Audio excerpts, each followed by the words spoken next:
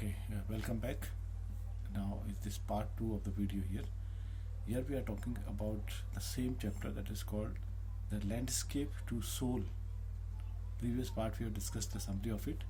In this part we are going in the little bit detail of this chapter. Alright. So we see landscape to soul. Now there must be some students who don't know what is the meaning of the word called landscape even. So when we talk about a landscape, it is a painting of a view of the countryside.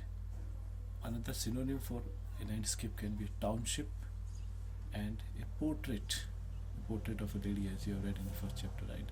Picture. In the same way, here it can be one of the synonym for it. Now this chapter divides it into the two parts, as I already told you, and each telling us about art and its history. What is the importance we are going to talk here is art and its history through the various stories which are associated with the art and history. In this part of the story is taken from the landscape of soul, ethics and spirituality in Chinese painting. In this part we learn about the art of painting through two stories. The first one is about a very popular Chinese painter. Okay, his name was Wu Dozi. Okay, it is about the 8th centuries when he was hired by the by Tang Emperor, okay, Xianzong, to adorn a wall of the palace. He was hired by a Tang Emperor, and what work was given him? To adorn the walls of a palace. Adorn, A-D-O-R-N, adorn. Now what is adorn is? Adorn is to decorate. Okay, so this painter called Wu Dozi was hired for this purpose of decorating the walls of a palace. By whom it was? By Xianzong.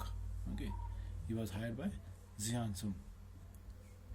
So let's see what happened further in the story there. That Wu Dozi, okay, he painted the beautiful scenery with mountains, waterfalls, forest, as well as the clouds and blue skies, with people living harmoniously in a happy environment. I have used the word called harmoniously, Harmoniously, harmoniously. Harmoniously means peacefully. Okay. However, he painted a cave at the foot of a mountain, and he had made one cave at the foot of the mountain. First you do the mountain, and there was a cave, okay, at the foot of the mountain that was inhabited by a spirit. Inhabited means the spirit lives over there. Okay. So when the painter was shown his work to the emperor, and when the painter is shown his work, sir, my work is ready. Okay, he claps his hands. And an entrance of the cave opens. Okay, where he gets in and vanishes. Vanishes means disappeared. As he claps, the door opens and he gets in and he disappears. Thus, after disappearing, okay, the author says that denotes the knowledge of the mystical inner world. This shows that they have the knowledge of a mystical inner world. Thus, it says that only the masters are aware of the way within and can go yonder any material form. Yonder means go there. Only those who have the mastery of this, they can go and reach that point of success in the field of art. Now, similarly, there is another story about another popular Chinese painter who did not draw a dragon's eye, fearing it would become real and fly out of his painting. He did not make it. He thought that if you will make this dragon eye, and this dragon will become real and it will come out, and all this kind of mystical stories are associated with it.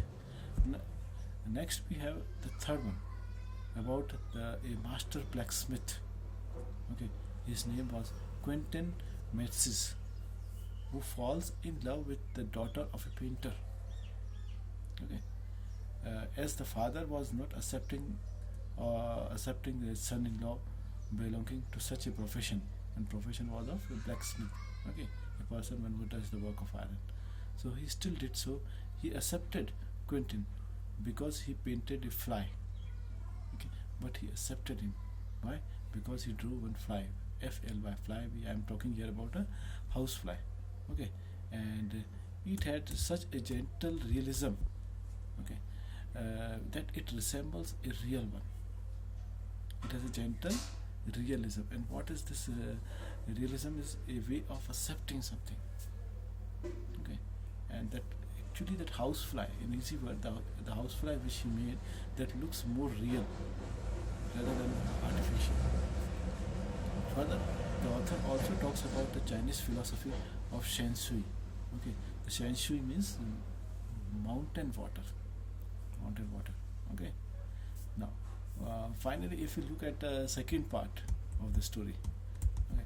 So finally, the second part of the name of the second part was what? I told you, if you do remember, Getting Inside Outsider Art. What? Getting Inside Outsider Art.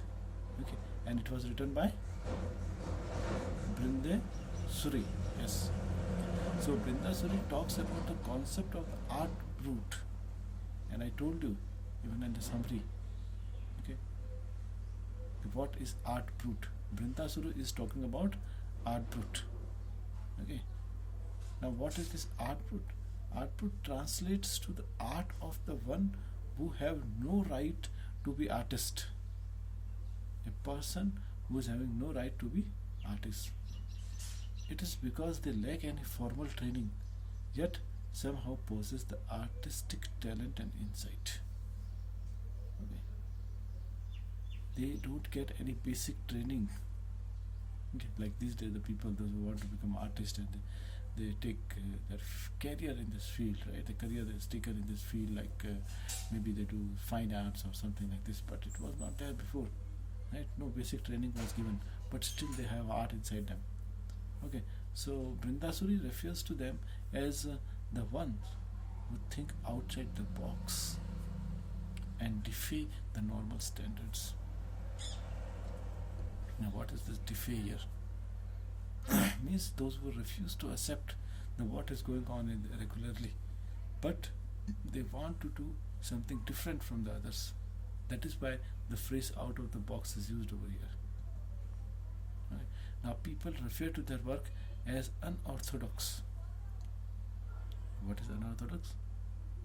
Unorthodox is the opposite of orthodox, which means different from what is used or accepted.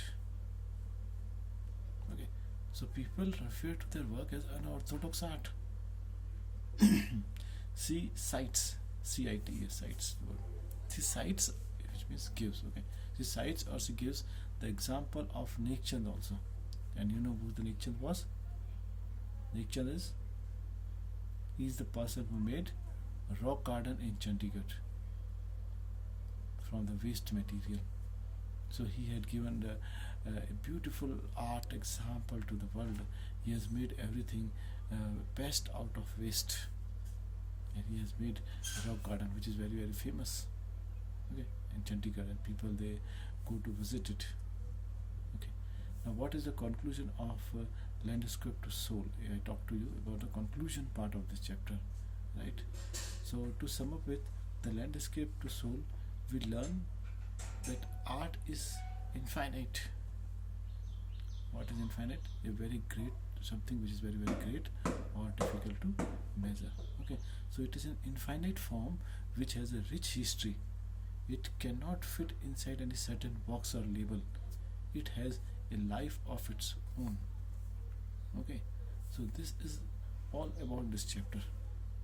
Okay, and no doubt some vocabulary parts are difficult, some sentences may be difficult, difficulties will come, challenges will come, but you have to be strong enough to take them. You need to do is what is the research. You have to do the research on your subject part. Okay? When you will read this chapter properly, okay, by taking the help of whatever sources are available with you, then only you will be able to understand it better. All right. So this is what I can explain you via this social media platform. I can say, okay, I have shared with you. So thank you very much, all of you. Thank you.